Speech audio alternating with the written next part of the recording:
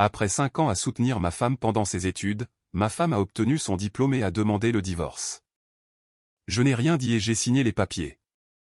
J'ai emballé toute ma vie et j'ai disparu sans laisser de traces. Elle a ri quand je suis parti en voiture, mais je ne suis jamais revenu. 10 ans plus tard, elle m'a retrouvé, 169 appels manqués. Le jour où Amber m'a remis ses papiers de divorce, elle portait la toge de diplômée qu'elle n'avait même pas encore enlevée. L'encre sur son diplôme d'infirmière était encore fraîche. Elle a posé l'enveloppe sur le comptoir de la cuisine à côté d'une coupe de champagne qu'elle buvait seule, m'a regardé dans les yeux et a dit « Je pense que nous savons tous les deux que c'est fini depuis longtemps. » Je n'ai pas dit un mot. Je n'ai pas pleuré. Je n'ai pas supplié.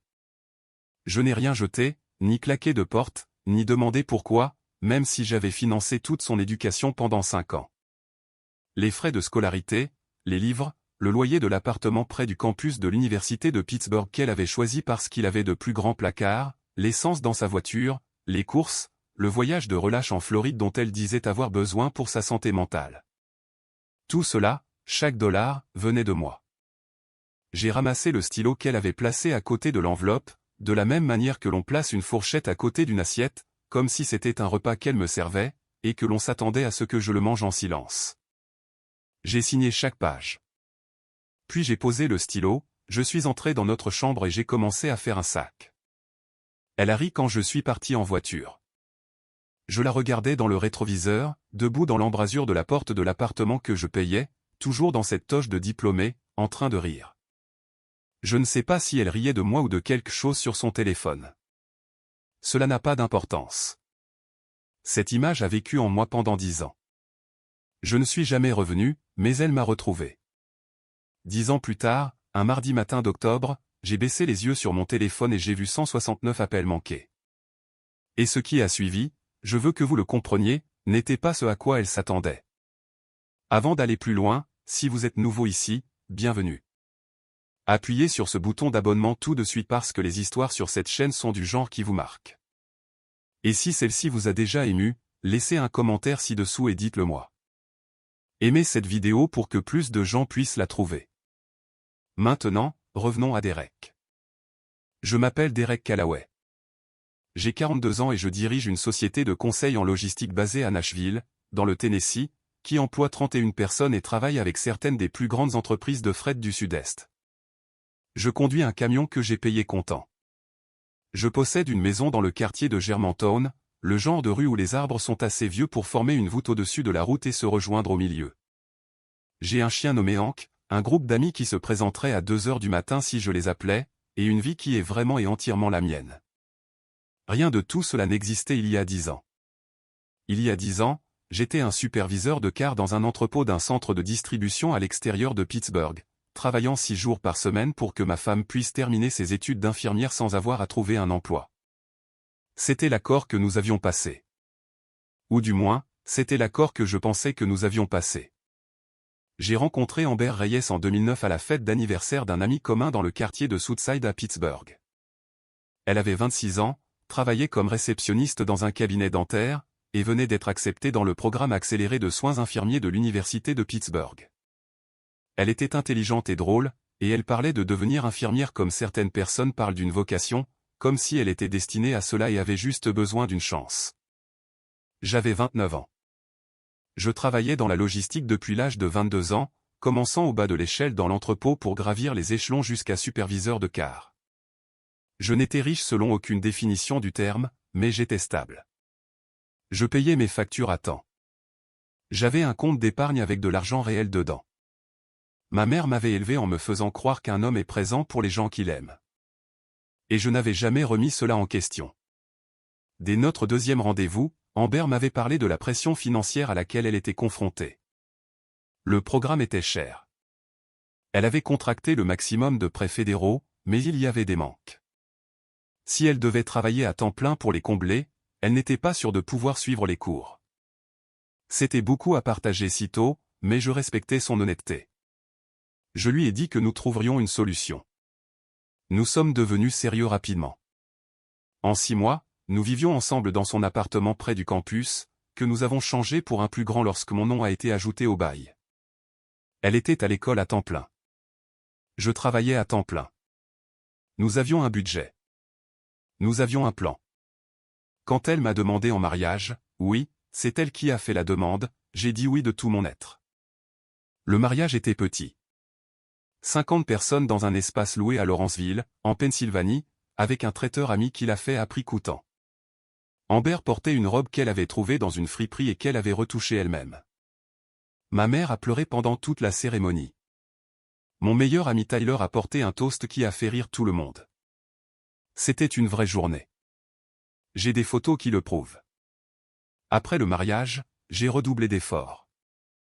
J'ai pris toutes les heures supplémentaires disponibles. J'ai pris un deuxième emploi le week-end pour faire des audits d'inventaire pour de petites entreprises. Le genre de travail où vous vous présentez le samedi matin avec un presse-papier et comptez des choses pendant 8 heures. Les parents d'Amber aidaient un peu, pas beaucoup. Sa mère, Sandra, envoyait de l'argent pour les anniversaires et de temps en temps une carte cadeau d'épicerie. Son père, un homme nommé Roy, que j'ai toujours trouvé difficile à cerner, m'a serré fermement la main au mariage et a dit que j'étais un homme bon pour ce que je faisais. Je l'ai cru. Pendant 4 ans, l'arrangement a fonctionné. Amber était une excellente étudiante. Elle a figuré 3 fois sur la liste du doyen. J'ai assisté à chaque cérémonie, chaque présentation, chaque soirée de compétences cliniques où la famille était autorisée. Je me suis assis sur des chaises pliantes dans les couloirs de l'université et j'ai regardé ma femme exceller dans quelque chose. Et j'ai ressenti une fierté sans condition. Ce que je n'ai pas vu, c'est ce qui se passait dans les espaces où je n'étais pas. J'ai appris plus tard, beaucoup plus tard, par une amie commune nommée Carla, qui estimait que je méritais de connaître la vérité, qu'Amber avait eu une relation avec un camarade de classe nommé Brandon pendant la majeure partie de sa dernière année de programme. Brandon était dans la cohorte avant la sienne, un gars confiant des collines du nord de Pittsburgh avec un père médecin et un sentiment de supériorité qui fonctionnait apparemment sur certaines personnes. Il avait son propre appartement. Il conduisait une voiture plus récente. Il avait le temps de l'emmener à des dîners que je ne pouvais pas me permettre avec mon emploi du temps. Carla m'a dit qu'Amber s'était confiée à elle vers le 8e mois de cet arrangement. Qu'elle sentait qu'elle m'avait dépassé. Qu'elle m'aimait comme un frère, ce qui est peut-être la phrase la plus dévastatrice qu'un être humain puisse dire à un autre. Qu'elle pensait au divorce depuis longtemps et attendait juste d'avoir sa licence. Attendre d'avoir sa licence. J'ai retourné cette phrase dans mes mains pendant 10 ans, et je ne peux toujours pas la tenir sans qu'elle me brûle. Elle a attendu d'en avoir fini avec moi, jusqu'à ce que le dernier paiement soit fait, que le dernier examen soit passé, que la dernière rotation clinique soit terminée. Elle a traversé une scène dans une toge noire avec un gland bordeaux. Et ce soir-là, le même soir, elle m'a remis des papiers que son avocat préparait clairement depuis des semaines. Je n'ai pas fait de scène. Ce n'est pas qui je suis, et ce n'est pas comme ça que ma mère m'a élevé. J'ai signé les papiers en moins de 4 minutes. J'ai fait 2 sacs, un pour les vêtements, un pour les choses qui comptaient vraiment pour moi, qui comprenaient la montre de mon grand-père, une photo de mes parents à leur 25e anniversaire de mariage, et un journal que je tenais depuis l'université. J'ai chargé mon camion. J'ai secoué la tête une fois quand elle a commencé à dire quelque chose qui ressemblait à une explication. Je n'ai pas besoin de l'entendre, ai-je dit. Elle a ri. Je suis parti en voiture. Je veux être honnête sur ce à quoi les mois suivants ont ressemblé parce que les gens qui vous disent que s'en aller proprement et facilement. J'ai emménagé dans une chambre simple dans une maison à Beachview que je louais à un homme plus âgé nommé Frank qui ne posait aucune question et me facturait $475 par mois. J'ai mangé beaucoup de pâtes. J'ai travaillé tous les quarts que je pouvais obtenir. J'avais exactement 3 personnes qui connaissaient toute l'histoire. Tyler, ma mère et mon cousin James. Et même avec eux, j'ai gardé la plupart des choses pour moi. La honte était le pire. Pas la honte d'être divorcé. La honte d'avoir été utilisé. La honte de la voix dans ma tête qui demandait sans cesse si j'avais été stupide. Si les signes avaient été là et que j'avais simplement refusé de les voir. J'ai rejoué 5 ans de souvenirs à la recherche des moments que j'aurais dû remarquer. Et j'en ai trouvé quelques-uns. J'aurais aimé ne pas le faire. Mais je veux que vous compreniez quelque chose sur ce que j'ai fait de cette honte parce que c'est là que l'histoire commence vraiment. Je ne l'ai pas laissé me diminuer. Environ 3 mois après la finalisation du divorce, je me suis rendu à Nashville pour une conférence de l'industrie de la logistique à laquelle mon entreprise m'avait envoyé en remplacement de dernière minute d'un directeur qui avait une urgence familiale. Je n'étais jamais allé à Nashville. Je ne connaissais personne là-bas. Je suis arrivé dans une voiture de location avec une carte de visite qui disait Derek Callaway, superviseur de car, et je me suis assis à des sessions, j'ai parlé aux gens et j'ai écouté la façon dont l'industrie évoluait vers le conseil, la gestion de contrats. Le type d'optimisation des systèmes dont les grandes entreprises de distribution avaient désespérément besoin, mais dont elles avaient rarement l'expertise interne pour s'en occuper. Je suis retourné à Pittsburgh avec 12 cartes de visite, un bloc-notes plein de notes, et une image complètement différente de ce à quoi mes 5 prochaines années pourraient ressembler. J'ai commencé à étudier. Chaque soir après mon quart, je lisais des manuels de gestion de la chaîne d'approvisionnement, de la documentation sur les logiciels de logistique, des études de cas sur la modélisation de l'efficacité. J'ai suivi 3 certifications en ligne au cours de l'année suivante. J'ai économisé chaque dollar que je pouvais. J'ai parlé à un centre de développement de petites entreprises au centre-ville de Pittsburgh et je me suis assis en face d'une femme nommée Diane, une directrice financière à la retraite qui donnait de son temps pour aider les gens à créer des entreprises. Et je lui ai raconté tout mon plan. Elle m'a regardé un long moment et a dit, « Vous avez clairement réfléchi à cela depuis un certain temps. » J'ai un peu de temps libre, ai-je dit. Changement de vie récent. Elle a souri comme si elle comprenait exactement ce que cela signifiait. 18 mois après être parti de cet appartement à Pittsburgh, j'ai enregistré Callaway Logistics Solutions en tant que société à responsabilité limitée dans l'État du Tennessee. J'avais déménagé à Nashville, où l'industrie du fret et de la distribution était en plein essor et où je ne connaissais absolument personne, ce qui semblait être un avantage plutôt qu'un inconvénient. J'ai signé mon premier contrat de conseil avec une entreprise de camionnage de taille moyenne basée à Brentwood. Le contrat valait $28 000 pour 6 mois de travail. J'ai fait ce travail depuis un bureau dans un studio que je louais près de Charlotte Pike. Et je l'ai si bien fait qu'ils ont renouvelé pour 1 an et m'ont recommandé à 2 autres entreprises. Je veux vous donner les chiffres parce qu'ils sont importants pour cette histoire. Première année, $41 000. Deuxième année, $89 000. Troisième année, j'ai embauché mon premier employé, une jeune femme brillante nommée Kazay, qui venait de terminer son MBA, et nous avons atteint $210 000 de chiffre d'affaires. À la 5e année, Callaway Logistics Solutions comptait 7 employés à temps plein, un véritable espace de bureau dans le quartier de Gulch à Nashville, et des contrats avec des clients dans 4 États. À la 8e année, nous étions passés à 31 personnes, et j'avais refusé 2 offres d'acquisition de plus grandes entreprises. J'ai acheté ma maison à Germantown la 6e année, dans une rue que j'avais parcourue un soir en faisant un jogging dans le quartier et j'avais décidé que c'était exactement là que je voulais vivre. La clôture a eu lieu un jeudi matin. Je me suis assis dans le bureau de la société de titres et j'ai signé mes propres papiers et j'ai pensé brièvement à la dernière fois où j'avais signé des papiers que quelqu'un d'autre m'avait remis. Et puis j'ai chassé cette pensée, j'ai serré la main du vendeur, je suis allé à mon camion et je suis resté assis là un moment dans un silence qui ressemblait à quelque chose que j'avais construit de mes propres mains. Ce que j'avais fait. Je veux le dire clairement parce que je pense que c'est important. Je n'ai pas passé ces 10 ans consumés par l'amertume envers Amber. Cela m'aurait coûté tout ce que j'ai construit. Je pensais à elle de temps en temps, de la même manière que l'on pense à un chapitre qui s'est mal terminé, non pas avec une colère constante, mais avec une connaissance spécifique et établie de ce qu'il vous a appris. Ce qu'il m'a appris, c'est que j'avais été une personne qui avait tout donné à quelqu'un qui voyait cette générosité comme une ressource à utiliser. Il m'a appris à être plus attentif. Il m'a appris que l'amour n'est pas la même chose qu'une complaisance sans limite. Il m'a appris beaucoup de choses sur moi-même que j'avais besoin de savoir. Ce à quoi je ne m'attendais pas, c'était qu'elle me retrouve. C'était un mardi d'octobre, 10 ans après être parti de cet appartement à Pittsburgh, et j'étais assis à mon bureau en train d'examiner une proposition de contrat lorsque mon téléphone s'est allumé avec un numéro que je ne reconnaissais pas. Je l'ai laissé aller à la messagerie vocale.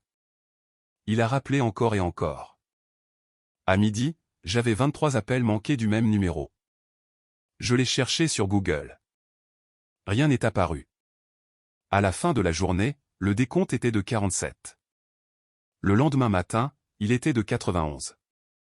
J'ai mis mon téléphone en silencieux et je suis allé à une réunion du personnel.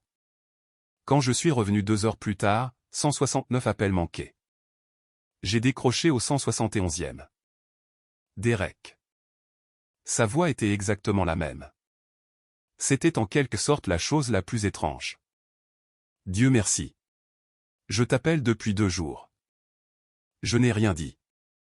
Derek, s'il te plaît. Je sais que je n'ai aucun droit de t'appeler.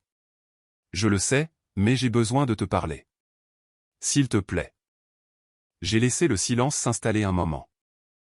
Non pas parce que je faisais du théâtre, mais parce que j'avais vraiment besoin d'un moment pour décider qui je voulais être dans cette conversation. Dis ce que tu as à dire, lui ai-je dit. Et puis elle a parlé pendant 11 minutes. J'ai compté. La version courte est la suivante. Brandon, l'homme pour qui elle m'avait quitté, s'était avéré être quelque chose de bien différent de ce qui était annoncé. La confiance s'était aigrie en contrôle. Le bel appartement était devenu un endroit qu'elle avait peur de quitter. Elle n'est pas entrée dans les détails au téléphone, mais elle n'en avait pas besoin. Je comprenais la forme de ce qu'elle décrivait. Le mariage avec Brandon avait duré 4 ans, se terminant lorsqu'elle a découvert qu'il l'avait abusée financièrement de manière qu'elle était encore en train de démêler. Elle était partie avec sa licence d'infirmière, sa voiture, et très peu d'autres choses. Elle travaillait maintenant à UPMC Mercy à Pittsburgh, vivant dans une chambre louée, essayant de se reconstruire. Et elle demandait si nous pouvions parler, si j'avais peut-être encore des sentiments, si la porte pouvait encore être ouverte quelque part. J'ai tout écouté. Quand elle a fini, je suis resté assis en silence un moment. Je suis content que tu sois en sécurité, ai-je dit. Je le pense sincèrement. Derek. Je ne serai pas ta seconde chance, Amber.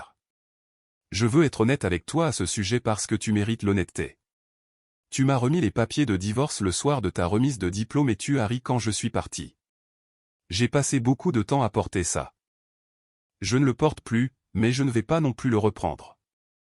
Le silence de son côté fut long. Je sais, dit-elle finalement. Sa voix avait changé, plus basse. Je sais. Je pense que j'avais juste besoin de dire que j'étais désolé à quelqu'un qui l'entendrait vraiment. Je t'entends, ai-je dit. Vraiment. Et j'espère que tu trouveras ce que tu cherches. J'ai raccroché. Je vais vous dire quelque chose qui pourrait vous surprendre. La vengeance que j'ai prise sur Amber n'était pas l'appel téléphonique. Ce n'était pas une confrontation. Ce n'était pas un seul moment dramatique. La vengeance, ce furent les 10 années entre l'aller à Pittsburgh et ma maison à Germantown, dans le Tennessee. C'était les 31 personnes que j'employais. C'était l'entreprise que j'ai bâtie à partir d'un bloc-notes et d'une chambre à Beachview, louée pour $475 par mois. C'était le jeudi matin au bureau de la société de titres. C'était les joggings matinaux dans ma rue sous ces arbres en arche. C'était la vie authentique, indéniable, irréfutable que je m'étais faite avec le temps qu'elle m'avait libéré pour l'utiliser. Mais je veux vous parler d'une autre chose parce que je pense que c'est la partie qui comptait le plus. Environ une semaine après cet appel, j'ai reçu un courriel, non pas d'Amber, mais d'un homme nommé Kyle Taney, qui s'est identifié comme l'ancien associé de Brandon et a décrit ce qu'il a appelé un schéma de fraude financière que Brandon avait commis contre plusieurs personnes sur plusieurs années, des clients, des partenaires, et sa propre femme. Kyle avait trouvé mon nom par un ancien contact commun à Pittsburgh. Il avait appris que j'étais l'ex-mari et que j'avais construit une société de conseil en logistique. Il montait un dossier civil et cherchait toute personne ayant une connaissance de première main du caractère et des pratiques commerciales de Brandon pendant les années où Amber et moi étions mariés. Il ne demandait pas d'argent. Il demandait si je serais prêt à parler à leur équipe juridique. J'y ai pensé pendant 2 jours. J'ai pensé à la voix d'Amber au téléphone. J'ai pensé aux années qu'elle avait passées avec quelqu'un qui, d'après ce que j'entendais, lui avait fait ce qu'elle m'avait fait, l'avait traité comme un moyen pour une fin. Et puis j'ai pensé à quelque chose que ma mère m'a dit une fois. Elle a dit, la différence entre la vengeance et la justice est de savoir si elle ne sert que toi ou si elle sert la vérité. J'ai rappelé Kyle Taney et je lui ai dit que je parlerais à son équipe juridique. Je leur ai donné 3 heures de mon temps. Je leur ai dit ce que je savais, ce qui n'était pas grand-chose sur les pratiques commerciales de Brandon directement, mais qui était significatif en termes de son caractère, de sa chronologie et de la situation financière pendant les années où Amber et moi étions mariés. Ce qui a donné à leur comptable des points de données qu'ils cherchaient. Je leur ai donné tout ce que j'avais, honnêtement, et je les ai laissés l'utiliser comme ils en avaient besoin. L'affaire a été réglée 18 mois plus tard. Je ne connais pas les détails du règlement. Je n'en ai pas besoin. Ce que je sais, c'est que le résultat n'était pas en faveur de Brandon. Amber m'a envoyé un message texte une fois que tout était terminé. Juste 2 phrases. J'ai entendu ce que tu as fait pour le dossier de Kyle. Je ne mérite pas ça. J'ai répondu 3 mots. Prends soin de toi. Et ce fut la fin. Je veux parler un instant de la chose à laquelle je pense quand je vais au travail le matin. La chose que j'ai transformée en un principe que j'essaie de respecter. Quand Amber m'a remis ses papiers, elle pensait qu'elle me fermait une porte. Elle pensait qu'elle faisait un calcul selon lequel j'étais une chose utile qu'elle avait épuisée et qu'elle passait maintenant à la chose suivante. Ce qu'elle n'a pas compris, et ce que j'ai dû passer environ 1 an à apprendre à comprendre moi-même, c'est que la porte qu'elle a fermée était une porte dont j'avais besoin de sortir. J'avais besoin d'être libéré de cet appartement. J'avais besoin d'être libéré de cette ville pendant un certain temps. J'avais besoin d'être libéré de la version de moi-même qui avait tout organisé autour des rêves de quelqu'un d'autre à l'exclusion des miens. Rien de tout cela n'a été facile. Rien de tout cela ne s'est fait sans douleur. La chambre à Beachview était solitaire. La première année à Nashville a été terrifiante d'une manière que je n'ai pas entièrement décrite ici. Mais je construisais quelque chose.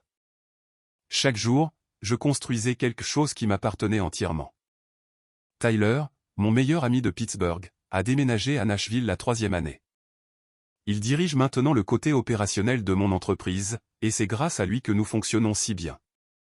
Nous dînons ensemble la plupart des vendredis, généralement dans un endroit à East Nashville qui fait un sandwich à la poitrine de bœuf que je n'ai jamais pu cesser de commander. Sa femme, Priya, a adopté Hank le chien comme sa préoccupation personnelle, ce que Hank encourage sans vergogne. Ma mère est venue me rendre visite le printemps dernier, s'est assise sur mon porche et a regardé les arbres former une voûte au-dessus de la rue et a dit « Derek, c'est exactement ça ». Elle l'a dit de la manière dont les gens disent les choses quand ils veulent dire quelque chose de beaucoup plus grand que les mots. Je savais ce qu'elle voulait dire. C'était exactement ça. Tout cela. Je ne vous raconte pas cette histoire parce que je veux que vous soyez en colère contre Amber en mon nom. J'ai traité ma colère envers Amber et l'ai placée là où elle doit être, dans le passé, là où elle ne peut pas m'atteindre. Je vous raconte cette histoire parce que je veux que vous compreniez quelque chose sur ce qui se passe lorsque vous prenez la pire chose que quelqu'un vous ait jamais faite et que vous décidez tranquillement, sans l'annoncer à personne, que ce ne sera pas la chose qui vous définira. Les 169 appels manqués n'étaient pas une victoire. C'était une conséquence. La victoire s'est produite chaque matin pendant 10 ans quand je me suis levé et que j'ai choisi de construire au lieu de m'effondrer. Elle pensait qu'elle me laissait sans rien. Elle m'a rendu chaque heure que j'avais passée pour elle. Et quand j'ai finalement compris cela, j'ai passé ces heures différemment. On m'a demandé si j'avais ressenti de la satisfaction quand elle a appelé. Si entendre sa voix réduite à demander quelque chose que je n'étais plus capable de donner ressemblait à de la justice. Honnêtement, ce que j'ai ressenti était quelque chose de plus proche de la tristesse. Pas pour moi-même, pour elle. Parce qu'elle avait fait le calcul que je ne valais pas la peine de rester. Et le truc avec ce genre de calcul, c'est qu'il en dit beaucoup plus sur la personne qui le fait que sur la personne évaluée. Elle avait regardé un homme qui s'était présenté chaque jour pendant 5 ans, qui avait 2 emplois pour qu'elle puisse suivre sa vocation, qui avait signé ses papiers sans faire de scène et était parti sans faire de discours. Et elle avait décidé que cet homme n'était pas assez. Et puis elle était partie à la recherche de quelqu'un qui semblait être plus et avait découvert ce que cela coûtait réellement. Je n'en tire aucun plaisir. J'en prends note. Il y a une leçon là-dedans que j'ai essayé de porter avec soin, qui est la suivante. Les gens qui vous quittent parce qu'ils pensent que quelque chose de mieux les attend. Parfois, ils ont raison. Parfois, ce qu'ils laissent derrière eux n'était vraiment pas ce qu'il fallait. Et toutes les personnes impliquées finissent par se retrouver dans un meilleur endroit. Mais parfois, ils ont tort. Et parfois, la personne qu'ils ont quittée devient lentement et sans fanfare exactement le genre de personne qu'ils pensaient aller trouver ailleurs. Je ne dis pas cela pour être méchant envers Amber. Je le dis parce que je veux que vous l'entendiez si vous avez besoin de l'entendre. Si quelqu'un a décidé que vous n'êtes pas assez. Si quelqu'un a regardé votre fidélité, votre sacrifice et votre constance et a décidé que ces choses ne sont qu'un tremplin vers ce qui vient ensuite, j'ai besoin que vous compreniez que leur décision n'est pas la vérité sur vous. C'est seulement la vérité sur eux. Votre travail, et je sais que ce n'est pas simple, est de prendre ce dont ils vous ont libéré et de l'utiliser. Construisez quelque chose. Poursuivez la version de vous-même que vous aviez tranquillement reportée.